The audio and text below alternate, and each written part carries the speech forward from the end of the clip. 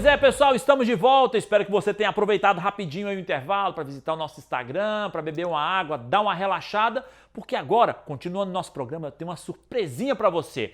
Pessoal, roda aí! Fala, Rafa! Fala, pessoal! Bom, hoje a gente vai trazer uma novidade bem legal, bem gostosa, o ovo frito. A gente vai explicar agora algumas coisas sobre o frito, aquele ovo que a gente bota em cima do pirão de feijão, para comer com macarrão, para comer com farofa, para comer com tudo puro. Olha só que delícia! Pois é, o ovo frito tem uma história bem bacana se a gente pensa na área da ciência.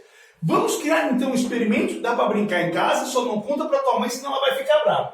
Pega o ovo e a gente vai fazer duas coisas com ele. Primeiro, a gente vai fritar. Vai pegar ele na frigideira com óleo bem quente, taca aquela fritura, aquele cheirinho, aquela coisa tipo, quero comer, né? A gente vai fritar o ovo nesse momento. Professor, mas o teu ovo tá podre. Não, calma. O azul é um motivo bem interessante. Não inventaram ainda a caneta transparente, que é para parecer a clara transparente. O quadro é branco, então tá branco. Então eu estou colocando aqui a linha em azul para vocês terem a ideia de que esse ovo é aquele que a clara ainda está transparente. Aquele momento que ele sai do ovo. Perfeito? Ótimo.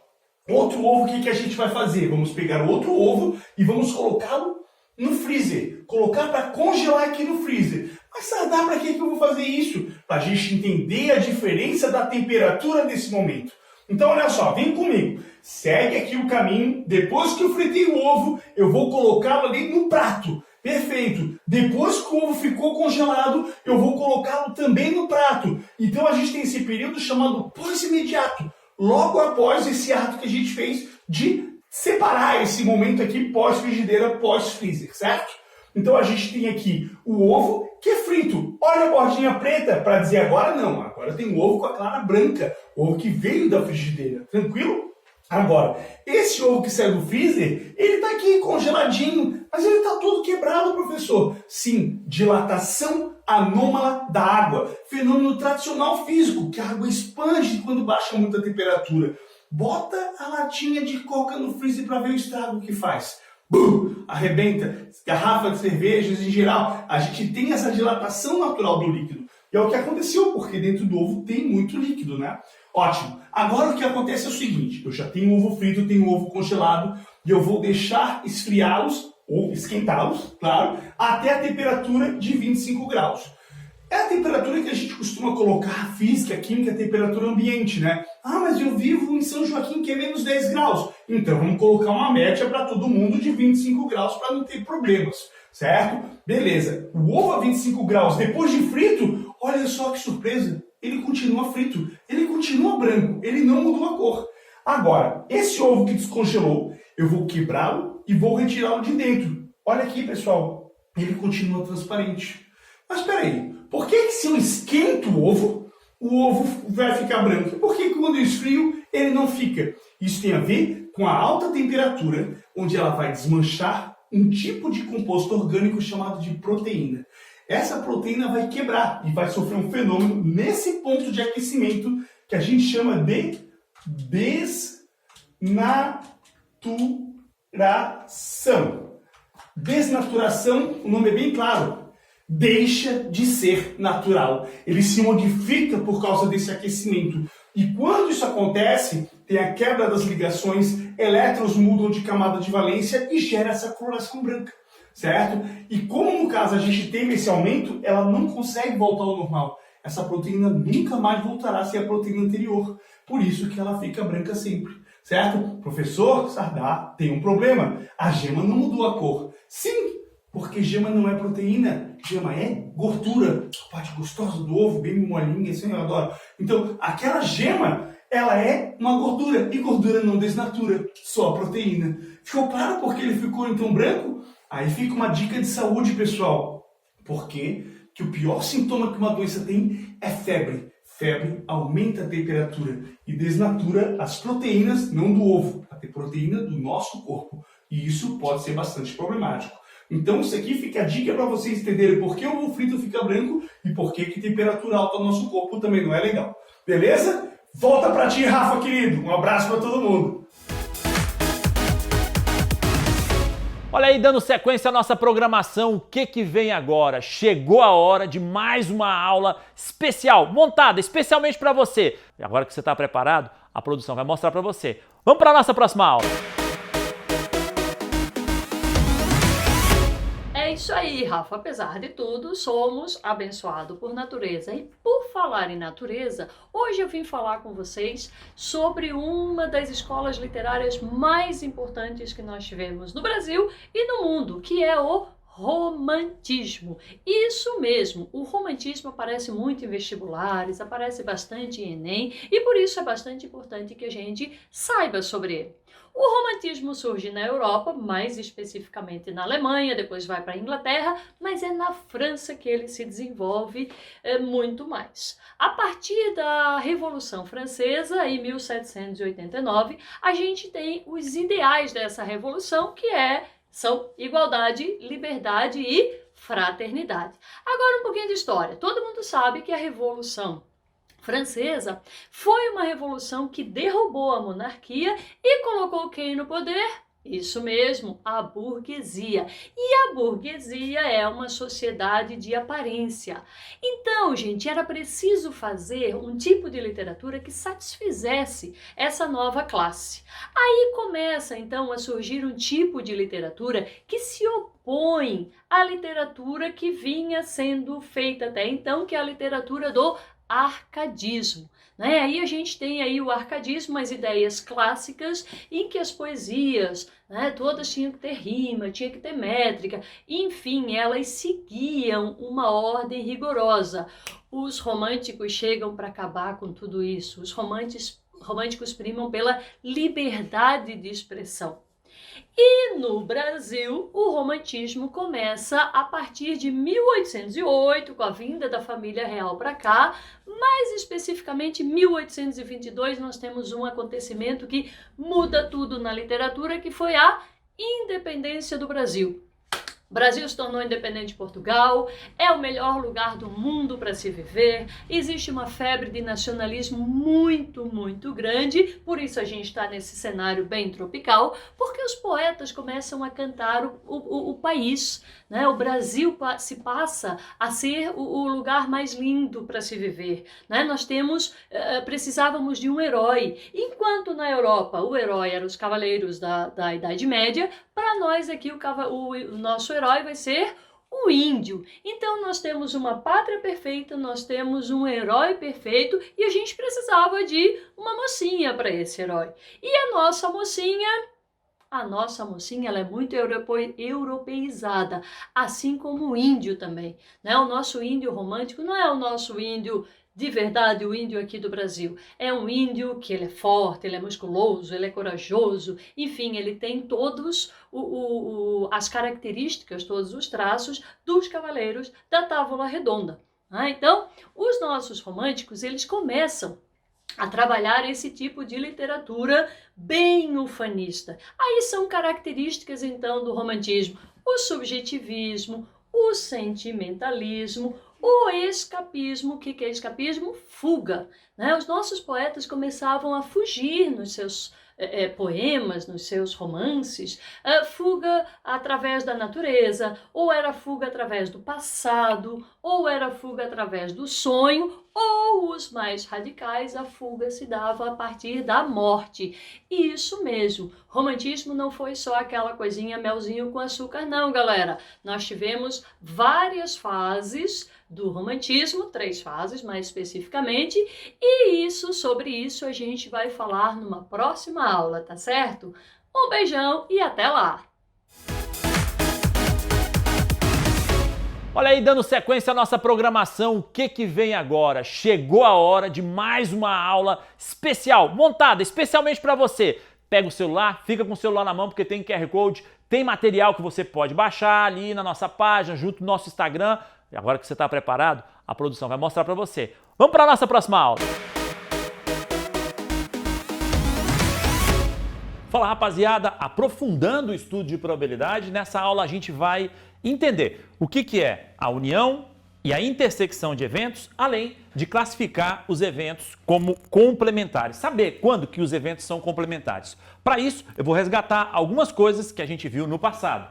Primeiro, o conceito de espaço amostral. Você tem que saber o que é o espaço amostral. Se você tem um experimento qualquer, aleatório, você tem no espaço amostral todos os resultados possíveis. A gente representa o espaço amostral com a letra ômega ou às vezes com a letra E, ok? Além disso, dentro do espaço amostral, eu posso escolher determinada condição, que na verdade a gente vai chamar de evento, ok? Um evento é um subconjunto qualquer do espaço amostral. Por exemplo, a título de exemplo, eu coloquei aqui um dado e a gente vai observar o que acontece quando a gente lança o dado e observa a face voltada para cima. Bom, quando eu tenho no evento A aqui, por exemplo, obter um número maior que 8, você deve estar perguntando, mas professor, pera lá, no dado eu só tenho até o número 6, verdade? Então o que acontece? Acontece que o meu evento aqui não tem nenhum elemento, ele é um conjunto vazio. Eu posso representar desta forma ou dessa forma, qualquer um dos dois símbolos está valendo. Veja o exemplo aqui do evento B. Eu quero obter um número menor que 8.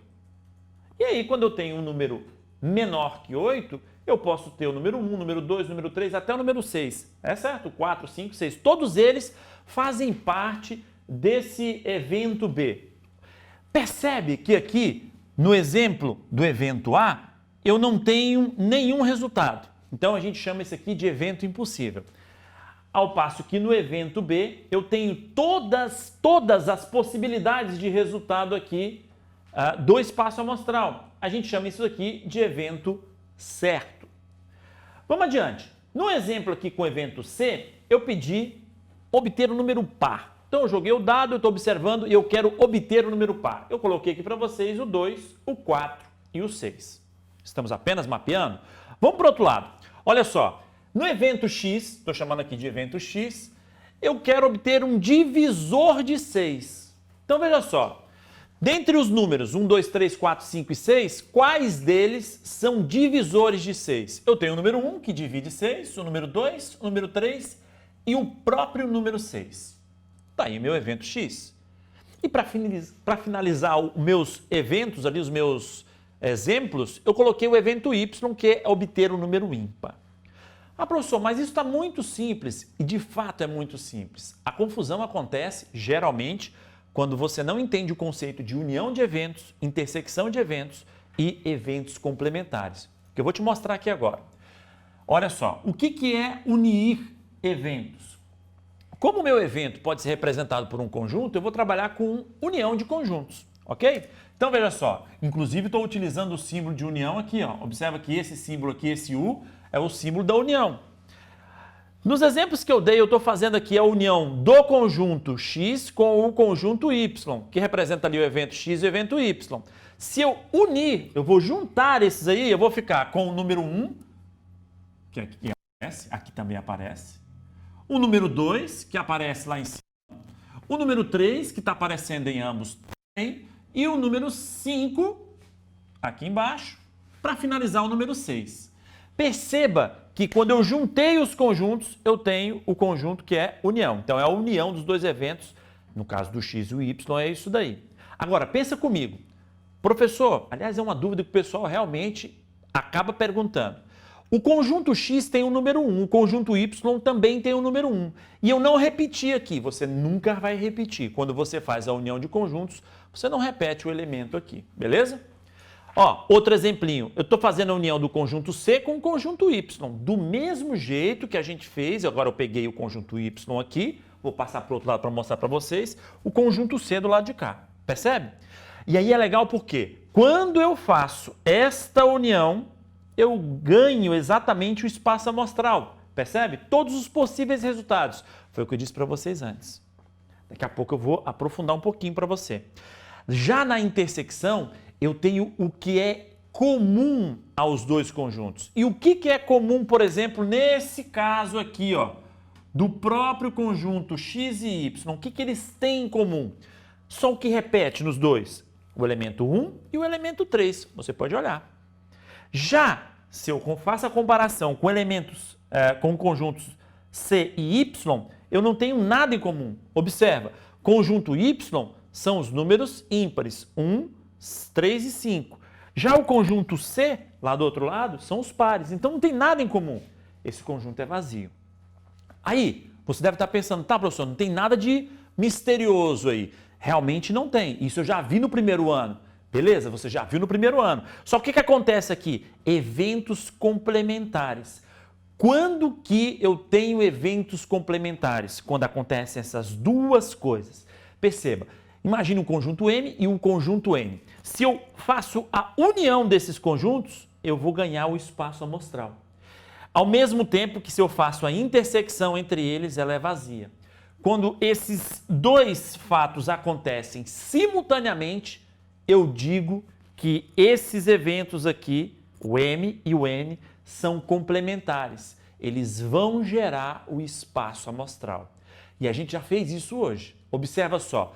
Lembra, quem é o espaço amostral quando eu arremesso um dado e observo o lançamento voltado da face voltada para cima? De 1 a 6, beleza? Então, o que acontece? Nesse exemplinho que a gente fez aqui, do C e do Y, ó, conjunto vazio na intersecção. C e Y, eu consegui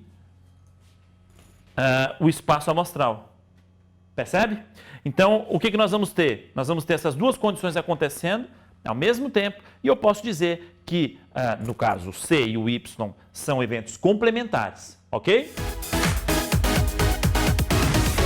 Olha aí, dando sequência à nossa programação, o que vem agora? Chegou a hora de mais uma aula especial, montada especialmente para você. Pega o celular, fica com o celular na mão porque tem QR Code, tem material que você pode baixar ali na nossa página, junto no nosso Instagram. E agora que você está preparado, a produção vai mostrar para você. Vamos para a nossa próxima aula. É isso aí, Rafa! E vamos tirar onda nessa aula, galera! Mas antes de qualquer coisa, acesse o material que está no QR Code que eu vou colocar aqui. Pessoal, então vem comigo! Falar de ondas, eu quero conceituar isso com você.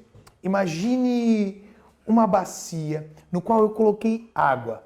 Nessa bacia que eu coloquei água, ela está bem calminha, tranquilaça. Eu vou lá e pego e dou um tapinha nessa água. Quando eu dou um tapa nessa água, a gente vai ver uma perturbação. Aquela perturbação vai gerar uma onda, uma ondulação. Igual uma corda, estiquei uma corda bem esticadinha. Fui lá, bati na corda. Na hora que eu bati na corda, vai estar gerando o quê? Uma oscilação, gerando uma onda. E onda é isso. Onda é a perturbação do meio. A gente pode classificar a onda, de acordo com a natureza, em ondas mecânicas e ondas eletromagnéticas. Mas qual é a diferença entre onda mecânica e eletromagnética? Pessoal, a onda mecânica é aquela onda que precisa de meio material para se propagar. Ou seja, não vai se propagar no vácuo, tal como o som. Você consegue escutar o som porque você está imerso em um meio material. Que meio material é esse? É o ar, um fluido de baixíssima densidade, né? Está em contato. Quando eu falo, eu simplesmente vou oscilar, né, o meio, vou perturbar essas moléculas de ar e vão chegar até os teus ouvidos. Né? Uma diferença de pressão. O som é a principal onda mecânica que você estuda para os vestibulares. Eu tenho também como onda mecânica a onda no mar, o pulso numa corda, mas todas elas vão precisar de meio material para se propagar. Então não esqueça, onda mecânica não se propaga no vácuo, ela precisa de meio material para se propagar. Já as ondas eletromagnéticas, essas podem se propagar no vácuo, porque elas não precisam de meio material para se propagar.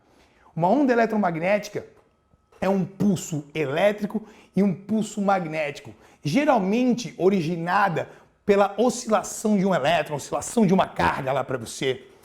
E olha só, eu vou te dar um exemplo digno da sua sapiência. Todo o espectro eletromagnético, o nosso querido Ramilux. Tu deve estar pensando agora, que língua você está falando, Tonho? Deixa que eu vou te explicar. Ramilux G é o espectro eletromagnético em ordem de frequência, da menor RA, anota, ondas de rádio, Aquela onda de AM, FM. Lembra que a onda AM é aquela que vai se refletir na atmosfera, numa camada chamada de ionosfera. Ela consegue um maior alcance para a mesma frequência. A FM é aquela que você sintoniza lá no seu rádio para escutar o seu sertanejo, para escutar o seu pagodinho. Querido, micro-ondas. Esse M é micro-ondas. Ah, o do teu forno? Mas a gente usa mais o micro-ondas no Wi-Fi, no teu Bluetooth. Então, micro-ondas geralmente é uma onda de comunicação. O I, infravermelho. Galera, quando eu falo do infravermelho, ondas de calor. Você vai ver futuramente que a gente vai ter a tal da irradiação, que é o aquecimento de objetos através de ondas eletromagnéticas. E essa onda é o infravermelho, ondas de calor. O principal aqui, a luz visível. Galera, quando eu falo de luz visível, eu quero que você venha para cá, ó. Olha só, essa vela vai emitir a luz que a gente chama de luz branca. Essa luz branca é uma luz policromática, que quando decomposta, ela se abre naquelas 7 frequências do arco-íris, que é o nosso Roig-Biv. Olha lá, vem o Tony falando de novo, um monte de letra aleatória. Eu vou te explicar o que é esse Roig-Biv.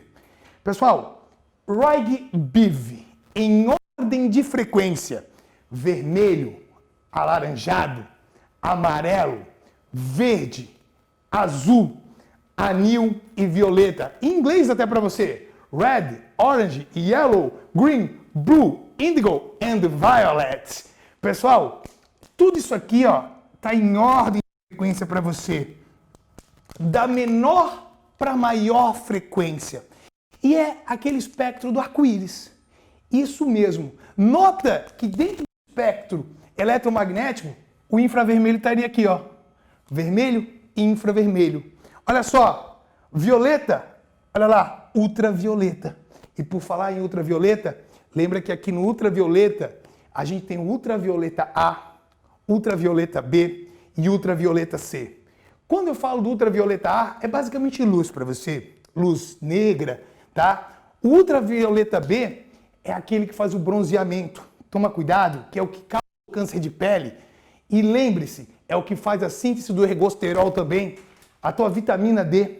Pessoal, no ultravioleta C, eu vou te dar uma dica para os vestibulares.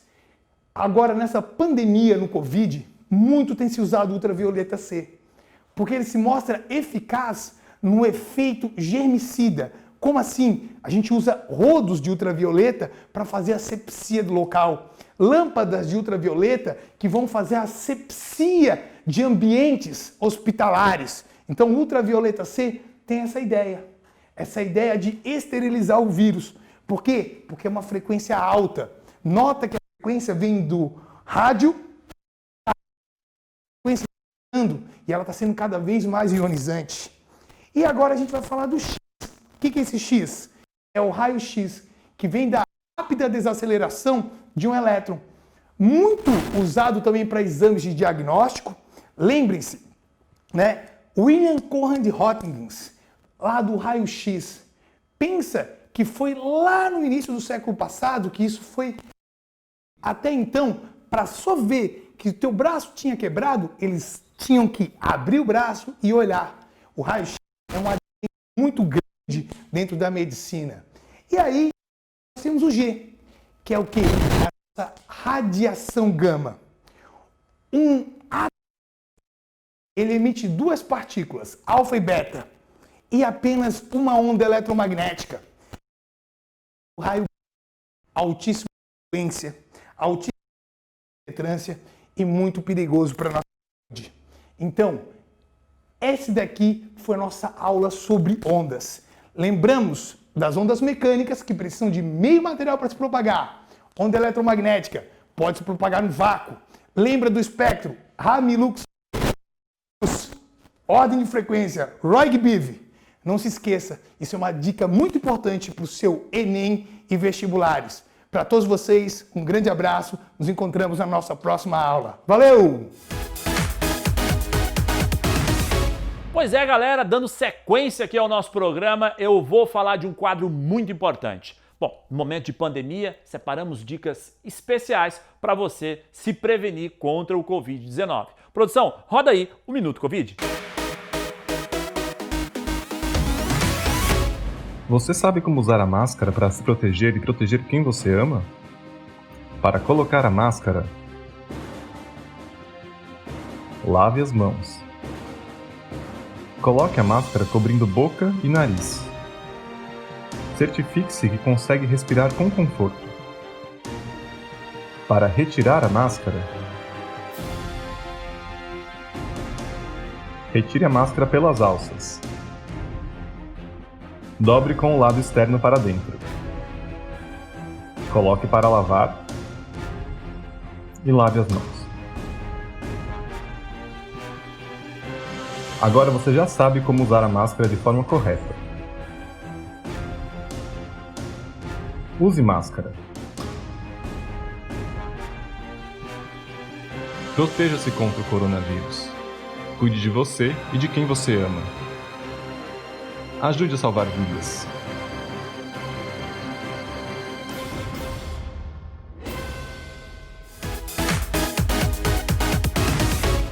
Chegou a hora de um quadro que eu gosto muito, pessoal, é o Aula na TV Entrevista. Aqui nesse quadro nós vamos entrevistar professores, ex-alunos, pessoas que passaram ou estão na universidade e vão dividir a sua experiência aqui conosco. Porque daí, você que está aí do outro lado da telinha já vai ficar ligado nas oportunidades que a nossa universidade pode te oferecer. Então fica ligado, acompanha aí que chegou a hora do Aula na TV Entrevista.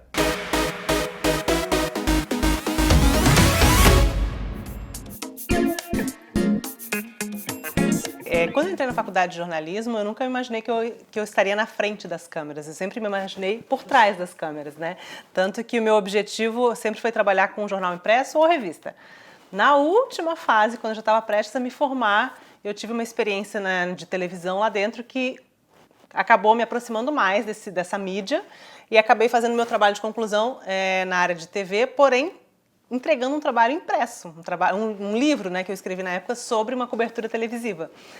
E depois, sim, eu acabei me encantando pelo mundo da TV. Mas uma curiosidade que muita gente não sabe, né?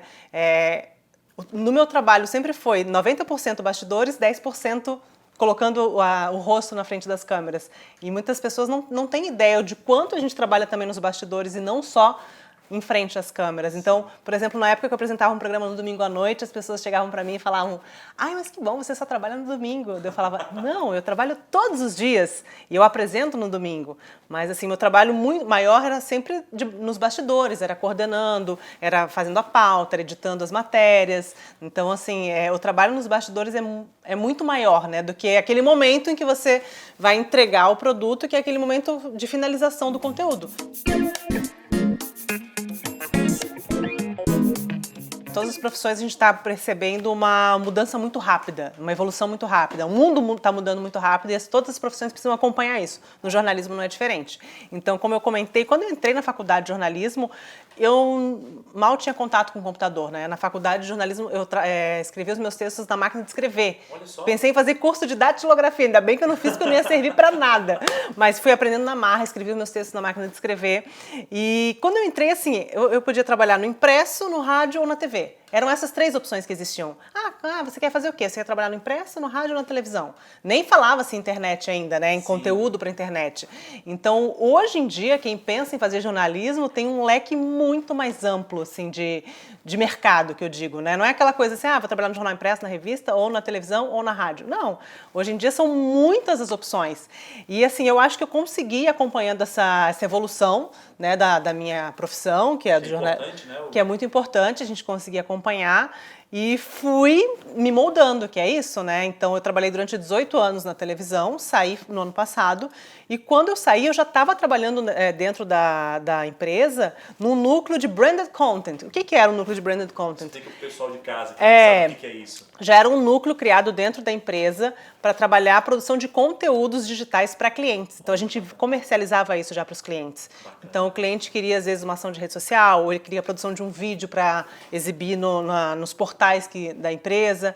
Então, eu já estava trabalhando voltada para a produção de conteúdo digital com um viés comercial, que é hoje o que eu faço muito, né? Hoje, né, desde que eu saí da emissora, que eu virei uma empreendedora do meu próprio negócio, eu tenho trabalhado com produção de conteúdo para clientes. E esses conteúdos são os mais variados possíveis, desde conteúdos para redes sociais, vídeos institucionais, comerciais de TV, enfim, spots, tudo, toda essa gama de produtos que você pode oferecer dentro da comunicação.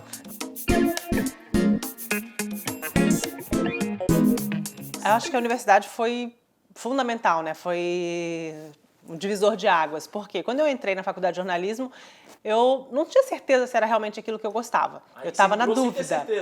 Na verdade, eu fiz vestibular para educação física e para jornalismo.